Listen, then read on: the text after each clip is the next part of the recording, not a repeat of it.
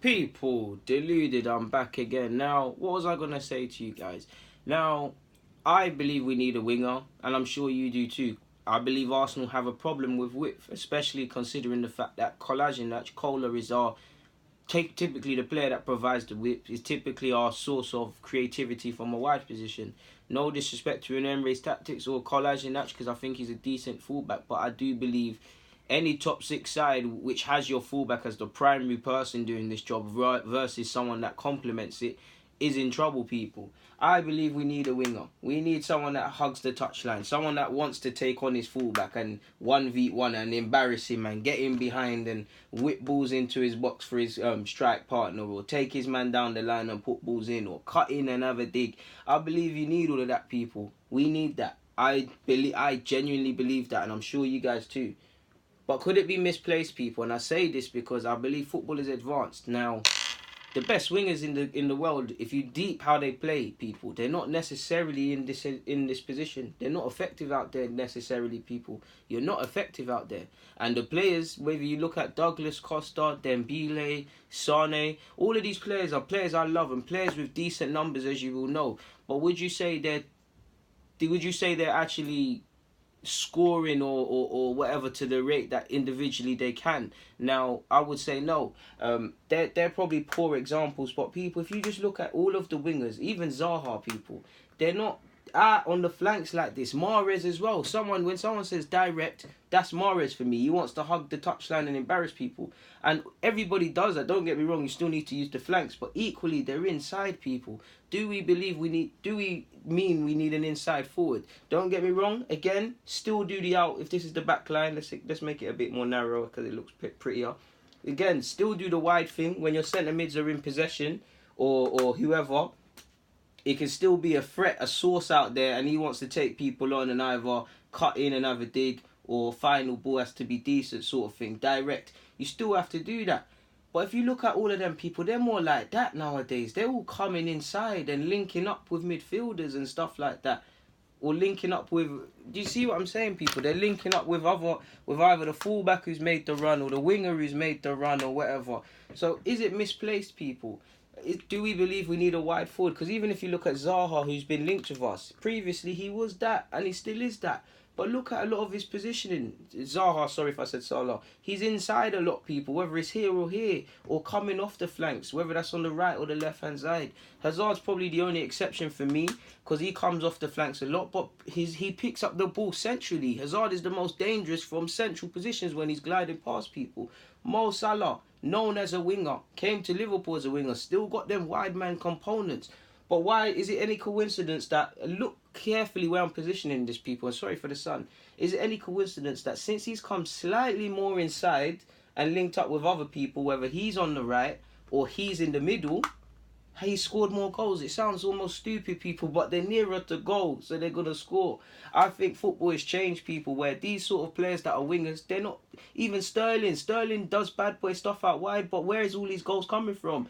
Here, or starting from central positions. Football works in stages. I do think they're doing the wide thing, don't get me twisted, but it's coming from the fullbacks nowadays, people. Players are going inside because they want to get onto the ball and get into goal scoring opportunities. Then you've got the fullbacks providing the width. So that could be why we need a wide forward, people. Now, if we put these guys at fullback again, and he stays as that, and these lot can become our midfielders, and I bring in two strikers in Lacazette and Aubameyang, I've made a vid about this already, people, but you can kind of see how there's a discourse, because if there's two strikers and a winger, obviously there's going to be games we need someone to hug the touchline and provide overlaps with with his teammate of the fullback and stuff like that. But there might not be games for that, people, in which you could see gaps. You could see Aubameyang and Lacazette doing their thing, or Lacazette dropping deep, Aubameyang there and a wide man here. That's all fun and games, but again, you can see typically what has been happening this season is teams will take that and say, alright, cool, Aubameyang's isolated, alright, cool, we can do this. And Aubameyang will drop deep and stuff. Now, Aubameyang's got 22 goals, and how many times have you seen him coming into ineffective positions? If you're a defender in the Premier League and you're playing against one of them, you're laughing if Aubameyang or whatever top striker is there. People, I lie. Or am I making up fibs? Now, if we look at it a bit differently and say inside forwards now, to bring out, I would find it easy if someone did this for me. So I'm gonna disregard these people. Let's focus on the strikers now. Yeah, you've got Lacazette, you've got Aubameyang. Yeah, you've got insert whatever wide forward striker you want, people, and don't even get hung up on terms. But you would probably see them start like this, and you would see interchanging movement, people. Interchanging movement. Even look at Mane. I would describe Mane as direct as they come, and he does that. But he's centrally a lot. He starts out wide and does stuff, but he's centrally. I think if we get a wide forward, Emre's looking at is that, alright, cool. They'll be on paper. I wouldn't say three strikers, but probably you'd have Lacazette and Aubameyang. And do you know what? Let's just say it like that, like what they got at Liverpool. And then in a game situation, you would probably see, in fact, to make it a bit easier, you'd see that something that's along the lines of this or either this. But in a game situation, you'd probably see this, people. You'd see Lacazette, skill set is to drop deep and get on the ball. He'll probably do that. Aubameyang will probably hang on the last shoulder here. And our Mr. Wide Man would have to come in here. And then our fullbacks provide the width. Remember, we play a high line, people. Our fullbacks are the ones providing the width. Our midfield comes up the field to offer outlets and stuff like that. Do you get it, people? You see where I'm coming? You see what we're doing now, people? You see where I'm doing? You see where we're going with it now? And then obviously you've got our centre halves because we'll have a high line. So, yeah, not to get hung up on technicalities. And again, we need someone, regardless, whose skill sets are direct and specifically 1v1 against defenders. But could we be misplaced, or could we be looking at something slightly different in that versus someone that's there, it's more of a thing where you've got Lacazette and Aubameyang, and then you've got a thing like this, people. Again, still providing, still going out wide, still trying to overload this hand side or that hand side or whatever, but coming inside more time, people. Coming inside, linking up, trying to score. When Lacazette drops, taking advantage of the space like Aubameyang does for that sort of stuff. Could we be looking at that? Now, that'll probably come with a premium again. Regardless, their skill set has to be, if they're out wide, for me, people, they can take someone on and embarrass them. You look at Zaha, you describe him as a winger, and he is, but could he be classed as an inside forward?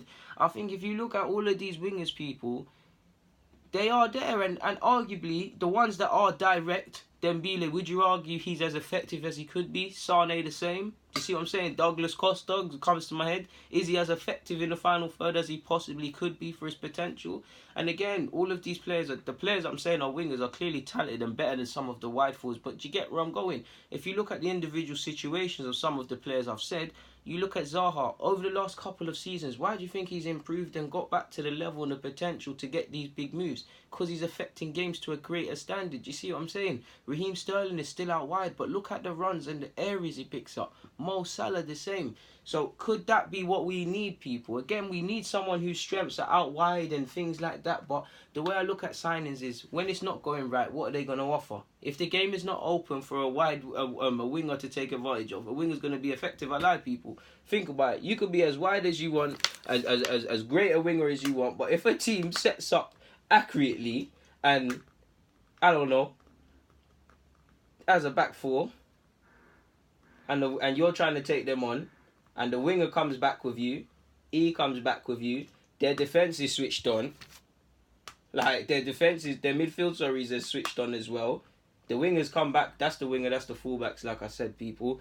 The winger on the other side is tucking in, they're shuffling across accurately, and they're remaining rigid. They've got a keeper in front of them bellowing instructions. Like, this is typically how sides come to the Emirates or play against us. How effective is that winger, people? Because it's all going to be in front. It don't matter if you've got Messi picking up the ball here and trying to play lovely ass passes. He's always going to run into, so it's surely going to be crowded, people. If we make it realistic and say you've got Aubameyang, you've got Aubameyang and Lacazette, you've got Kohler there, you've probably got our midfielders squeezing up, you've got our fullbacks or whatever, people.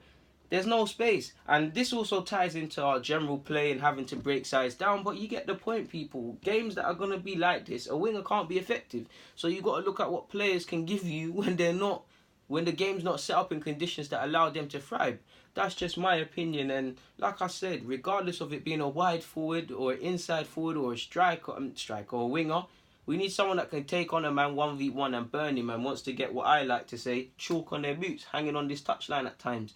Or someone of greater standard that can take up that position and score goals and give us a 10 goals, 10 assists or near enough that to complement Lacazette's 13 and Aubameyang's 22 in the league, and however much everybody's got in all comps, because we haven't got enough players that score goals collectively, people, in my opinion. For now, I'm going to get out of here. People, it's been a pleasure. Deluded, I'm out.